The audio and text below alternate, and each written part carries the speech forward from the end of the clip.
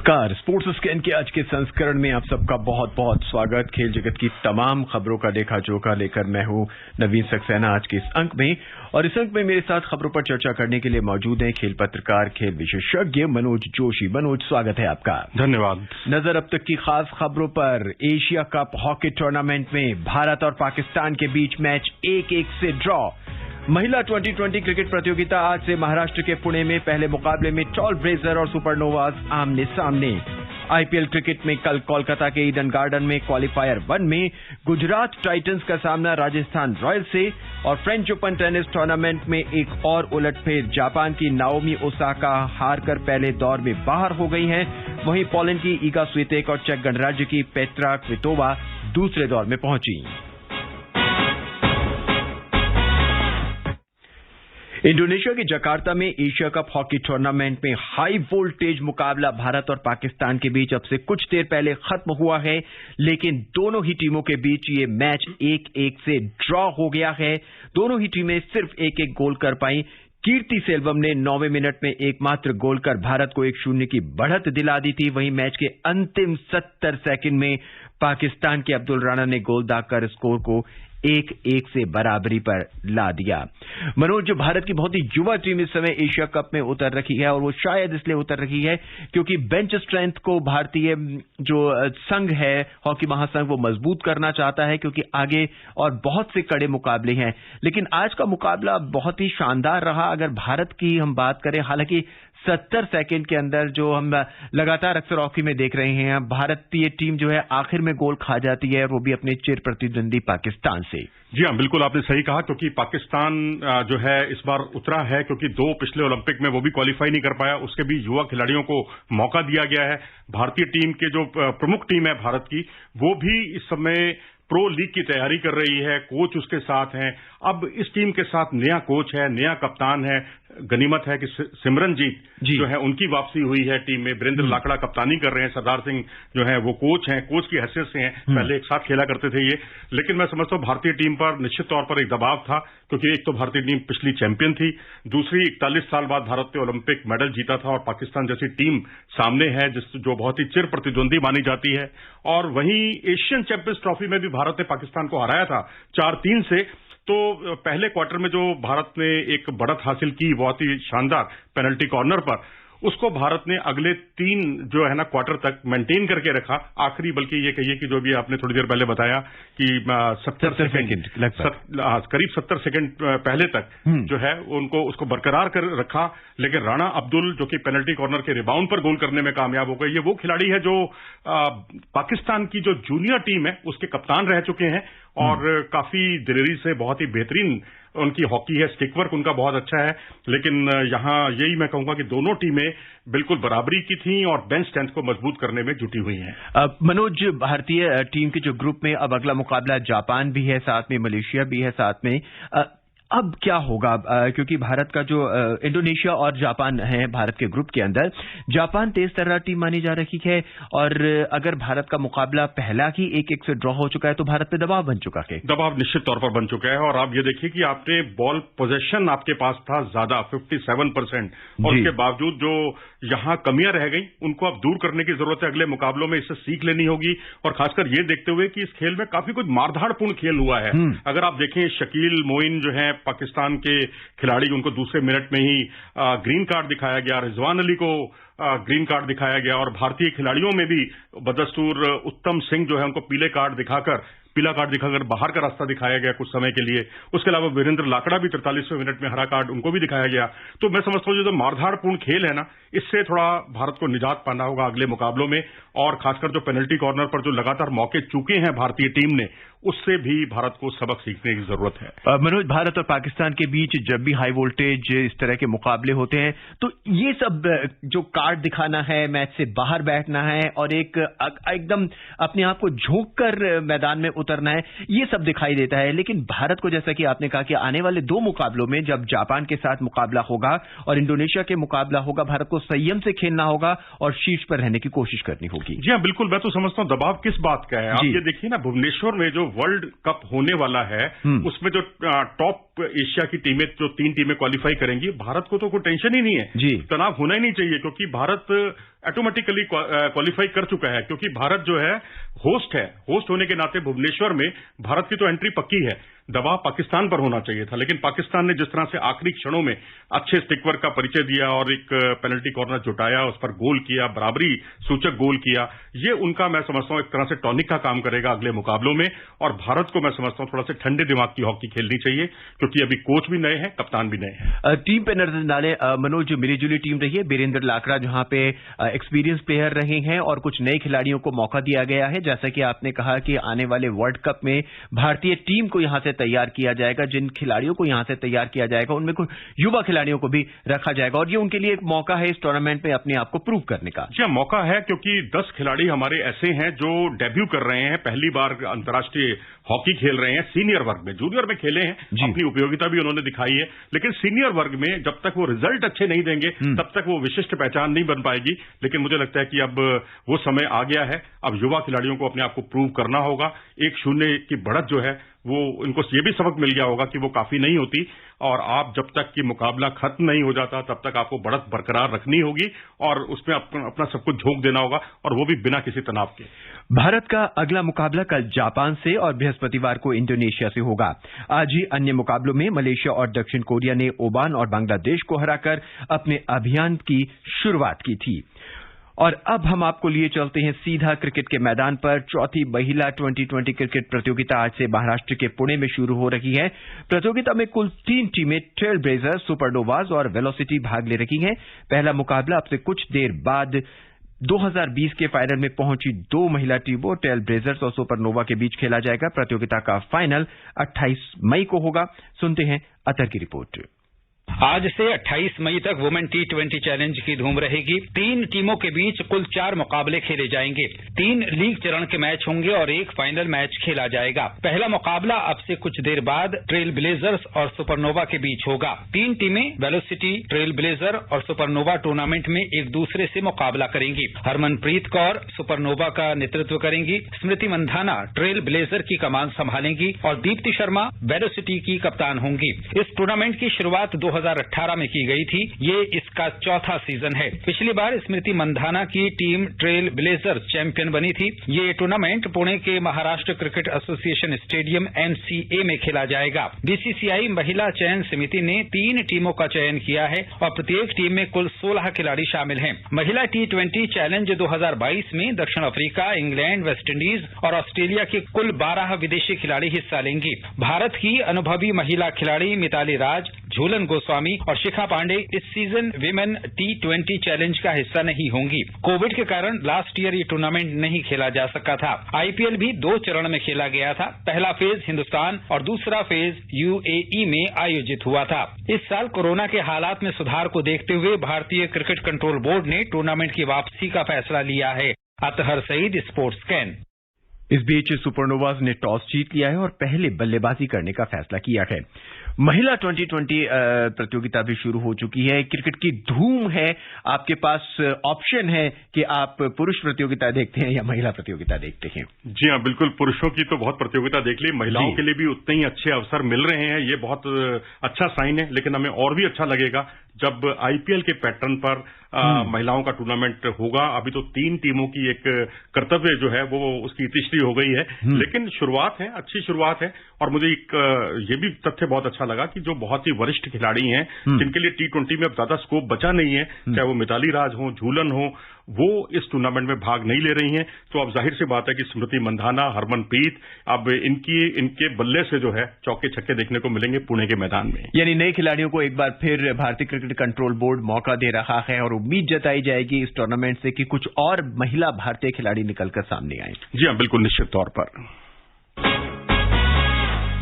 और अब बात IPL की। IPL क्रिकेट में कल क्वालिफायर 1 में गुजरात टाइटंस का सामना राजस्थान रॉयल्स से होगा। मैच शाम 7:30 बजे से कोलकाता के ईडन गार्डन स्टेडियम में खेला जाएगा। अंक तालिका में गुजरात टाइटंस 14 मैचों में 20 अंकों के साथ पहले, जबकि राजस्थान रॉयल्स 14 मैचों में 18 अंकों के साथ दूसरे स्थान पर है। कल होने वाले मैच से पहले आइए सुनते हैं एक प्रीव्यू कि क्या कुछ हो सकता है अदर के साथ।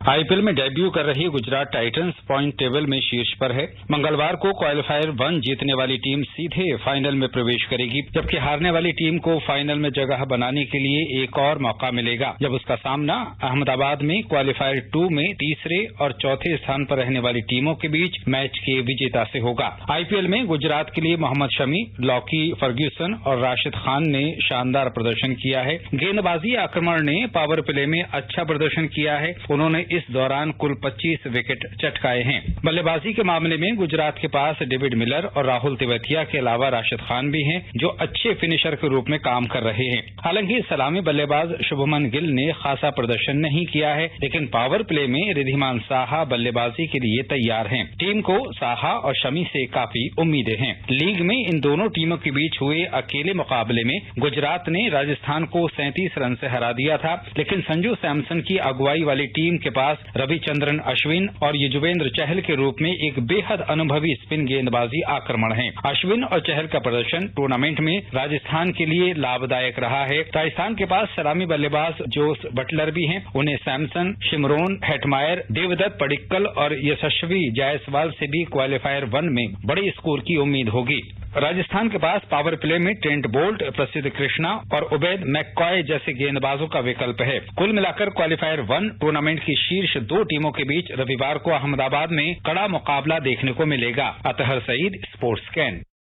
मनोज, प्लेऑफ मुकाबले अब कल से शुरू हो जाएंगे और अब बिल्कुल भी मौका नहीं है टीमों के पास कि वो लचर प्रदर्शन करें, और कल का मैच भी हमें हाई वोल्टेज देखने को मिलेगा। राजस्थान रॉयल्स जो है वो एक बार फिर पूरे दमखम के साथ नजर आ रही है। 15 साल पहले टूर्नामेंट उन्होंने जीता था और अब नजर आती है। और वहीं गुजरात टाइटंस नई टीम, और आते ही उन्होंने सिक्सर जड़ दिया है और शीर्ष पर पहुंच गई। जी हाँ, बिल्कुल। और इसके लिए कुछ एक खिलाड़ियों का जो इंडिविजुअल परफॉर्मेंस है वो वाकई बहुत महत्वपूर्ण है। अगर आप देखें, राहुल तेवतिया आते हैं, 2 छक्के आखिरी गेंद पर लगाकर मैच जिता देते हैं। डेविड मिलर आते हैं, वो ताबड़तोड़ बल्लेबाजी करके मैच जितवा देते हैं। इसी तरीके से राशिद खान आखिरी ओवर में 20 से ज्यादा रन बना लेते हैं। तो ये सारी चीजें जो है, इंडिविजुअल एफर्ट जो है वो इस टीम की ज्यादा है। बल्लेबाजी में गहराई ज्यादा है। राजस्थान रॉयल्स की बल्लेबाजी में गहराई उतनी कम है। पावर हिटर के नाम पर अगर आप देखें तो वहां हेटमायर ही हैं, और वहां पर अगर आप देखें तो डेविड मिलर हैं, राहुल तेवतिया हैं, राशिद खान भी अच्छी पावर हिटिंग कर लेते हैं। अभी तो हार्दिक पांड्या टिकाऊ बल्लेबाजी कर रहे हैं, टिक कर खेल रहे हैं। नहीं तो अगर वो भी हिटिंग पर आ जाएं तो मैं समझता हूं ये टीम पावर हिटरों की टीम है, ठोस बल्लेबाजी है। लेकिन हाँ, गेंदबाजी का पक्ष में समझता हूं राजस्थान रॉयल्स टीम को बहुत बैलेंस बनाता है, क्योंकि वहां अश्विन भी हैं। तो अश्विन के साथ साथ जो दूसरे स्पिनर है युजवेंद्र चहल, जो इस टूर्नामेंट में सबसे ज्यादा 26 विकेट चटका चुके हैं, और वहां अकेले राशिद खान हैं। जी, राशिद खान की हम बातचीत करते हैं, या हम बात करें तो ओवरऑल गुजरात की पूरे की बात करें। गुजरात टाइटंस अगर पहले बल्लेबाजी करती है और जिस तरह की डेप्थ है उनके पास, 200 का टारगेट वो कर सकती है कोलकाता की ईडन गार्डन पिच पर, बहरहाल कि वहां पे बारिश ना हो। बिल्कुल। और खैर, बारिश से भी अब चिंतित होने की जरूरत नहीं है, क्योंकि अगर बारिश भी हो गई तो निराश होने की जरूरत नहीं है, क्योंकि सुपर ओवर का जो नया कंसेप्ट शुरू किया गया है वो बहुत अच्छा स्वागत योग्य फैसला है। क्योंकि अब एक दिन अतिरिक्त सबको वेट करना पड़े, इंतजार करना पड़े, उससे कहीं अच्छा है सुपर ओवर में आप मैच का लुत्फ उठाइए।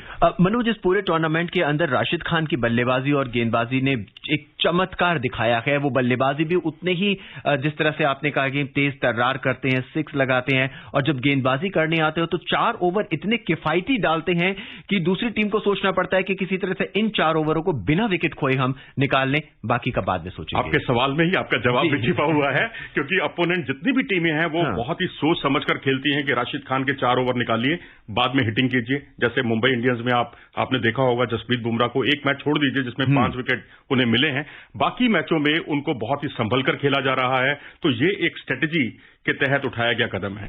कल अगर गुजरात टाइटंस पहले बल्लेबाजी करती है, राजस्थान रॉयल्स बॉलिंग करती है, एक अमूमन तौर पर क्या रणनीति रहनी चाहिए राजस्थान रॉयल्स की कि ताकि गुजरात टाइटंस के धमाकेदार बल्लेबाज है उनको रोका जा सके? देखिए जी, स्पिनर्स जो हैं, खासकर युजवेंद्र चहल, उनको बहुत सावधानी से आप खेलिए, क्योंकि वो दोनों टीमों में एकमात्र ऐसे लेग स्पिनर हैं जो जेन्युइनली लेग स्पिन कराते हैं, फ्लाइट कराते हैं, विविधतापूर्ण गेंदबाजी उनकी देखने को मिल रही है। राशिद खान को तो अब फिर भी विकेट टेकिंग बॉलर उस तरह के नहीं रह गए जितने कि पहले हुआ करते थे। रन जरूर वो रोकते हैं, लेकिन उनको पता है कि इनकी जो गुगली आएंगी लगातार, और लेग स्पिन वो करते ही नहीं है, करते हैं तो मुश्किल से 5% गेंदें उनकी लेग स्पिन होती हैं। तो उनके बारे में जो है ना, उनकी ग्रिप को देखकर बहुत कुछ अब पढ़ा जाने लगा है उन्हें। तो मुझे लगता है यजुवेंद्र चहल को और अश्विन को संभल कर खेलिए, यही एक सबसे बड़ी रणनीति होनी चाहिए, क्योंकि ट्रेंट बोल्ट बहुत महंगे साबित हो रहे हैं और डेथ ओवर में तो बहुत उनकी धुनाई भी हो रही है।